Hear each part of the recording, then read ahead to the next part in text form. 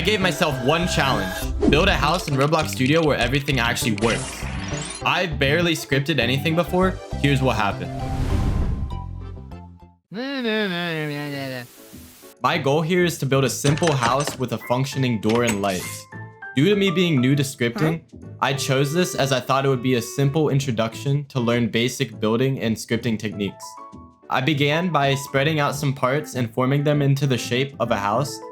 To make the house look less boring, I changed some of the materials of the parts in the property tab for some simple bricks for walls and planks for flooring. Next up, right now this house is more of a prison as there are no windows.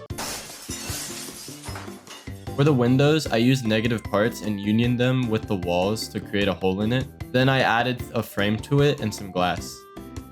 Next. This was the first scripting challenge. I made a simple switch and light in the middle of the room. Then using a function, I gave it a light state. Now let's test it out. There's no way. My house is gone!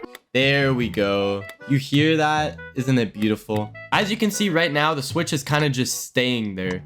I want it to animate smoothly, which means I have to use TweenService. One TweenService later. So after a bit of time, I got it to move like this. I knew that door had a lock on it! Next, the door. Should be simple, right? Trying to use the same TweenService to open and close the door as the lights caused this to happen. The knobs just stayed there. I made the whole door with the knobs into a model. I'm not gonna lie, I got stuck on this part for longer than I wanted to admit, because I still don't have a big understanding of it, so I decided to not have it animated at all. But there was still one more issue. It kept rotating one way instead of going back when clicking a second time, as if the state wasn't changing. Looking into the code, I found out instead of changing the state using door state equals true, I was adding a local in front when creating a new one instead of changing the current one. Then, I finally got it to work. This is what it looks like. It's beautiful. Beautiful.